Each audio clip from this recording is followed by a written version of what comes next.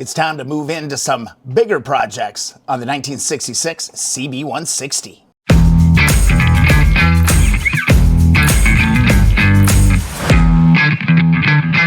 Now we're getting into it. A little shorts compilation for you as we put the front end together on this classic motorcycle, the 1966 CB160. Let's get that triple tree in. All right, let's get this triple tree installed. Grab the grease. A dollop will do you pretty good. And go ahead, frame is upside down. Go ahead and fill that lower race and grab yourself some ball bearings.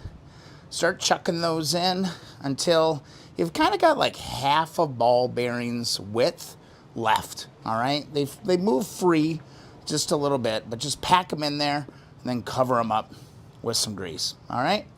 Now, the next piece, we're gonna go ahead and we're gonna actually grab that lower front fork bracket and we're gonna slide that through, all right? Nice and straight.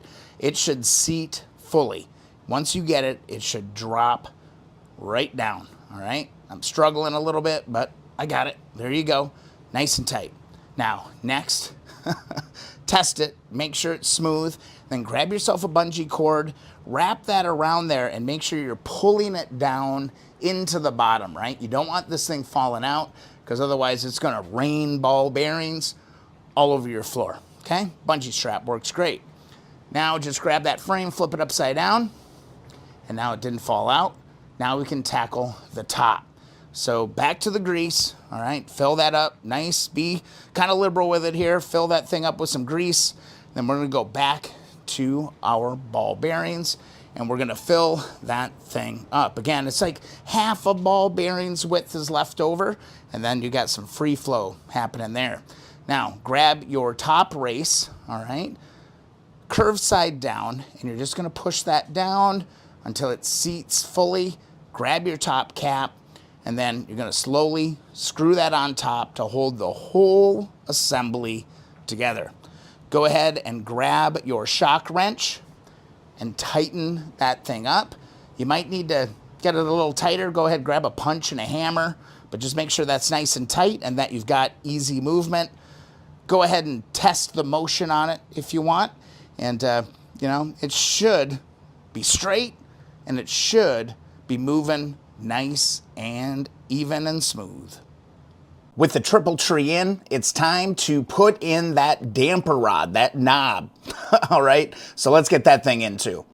All right, let's get the damper rod in, the CB160. Go ahead, grab your top plate and place that into position. I'm so happy with how clean that came out. But just drop it on top and then grab your chrome washer, put that on. Then go ahead and grab your top cap with the hole and go ahead and thread that into position. You might want to go grab an adjustable wrench, give that a nice little snug. Make sure that ain't going anywhere.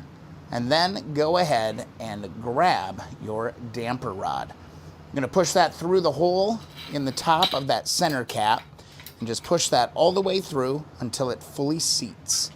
All right, now you're gonna flip the bike over, back upside down. Now we're gonna get to work on putting the mechanism into place, all right? So grab the lower cap and you're gonna put that in and just make sure it aligns with the hole in the bottom of the triple tree. Add some thread locker to the special little screw. Go ahead, thread that on in. And then you're gonna need a 10mm in order to snug that thing up. And yeah, pretty easy. Just get it in there, get it nice and tight. You don't want that going anywhere. Next, you're gonna grab your kind of brake plate, I guess I kind of think of it, insert it into the slot onto the frame, and then seat it into position. Grab your flat piece, all right? One side of that's gonna have a little bit of brake kind of surface to it. Put that down, and then put your locking pin in to that special little bolt. Go ahead and grab your fancy star, line that up with the square on the bottom, and then grab the special nut. And you're gonna basically align all of this together. It can be a little tricky to get it to go. You can pull up on the star, make sure that it goes together, or what's easier is actually just to hold the bottom cap or the top of the damper and spin that together. That's what I'm doing here. I'm just pushing it up, holding it all together, and pushing it all together. You're going to notice you're going to have different resistance on that top or on that steering stem as you go. Then go ahead and grab your locking pin, put that in there. Make sure that none of that stuff falls out with that pin. Then you can go ahead and flip the bike back over and go ahead and test the damper system. It should stiffen up the steering as you tighten it up and loosen it up as you loosen it up. Pretty straightforward. But yeah, that's how you do the damper. We're getting close to putting forks in. And of course, I missed a step. And I do thank the Keep On Wrenching community for chiming in saying, hey, Brian, what about the clicker? Well, here's the clicker. Just cleaning up the shop a little bit. And what the hell do we have here? Well, shoot, I forgot the clicker. Well, let's take this whole darn thing apart again.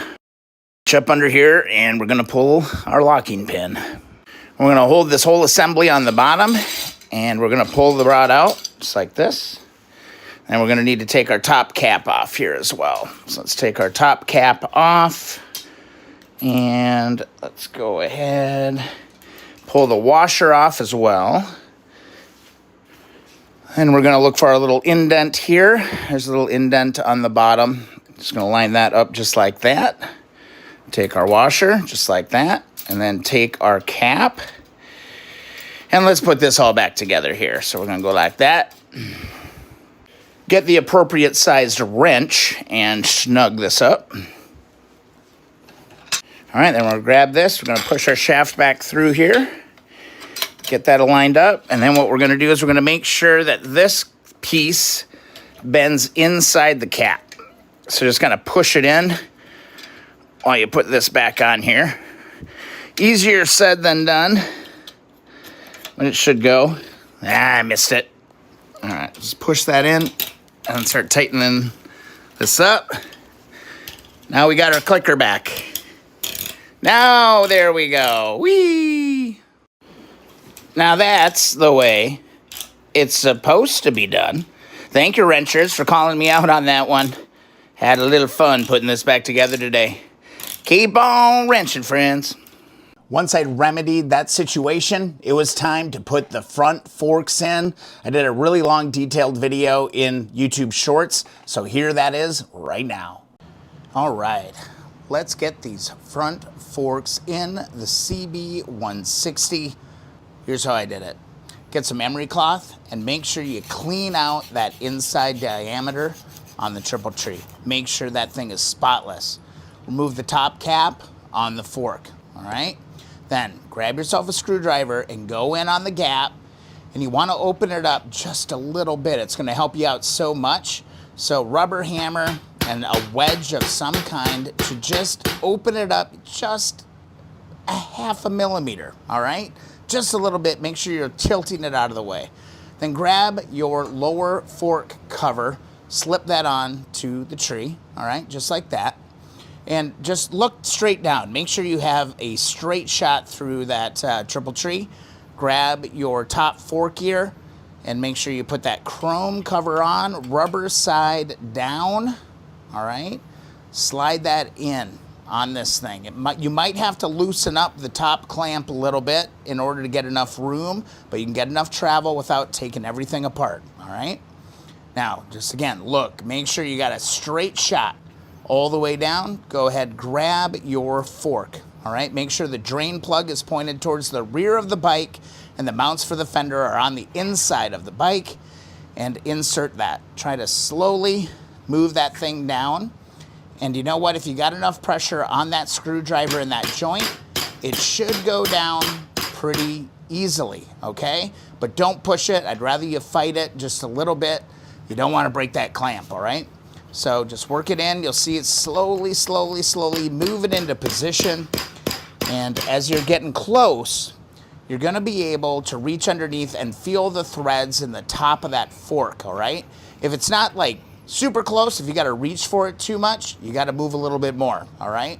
But here you go. I can feel the threads. They're right there. Then go ahead and insert that top bolt back into the fork, all right? Basically, it's in position. It's not torqued up, but it's in position. Go ahead, remove that screwdriver wedge.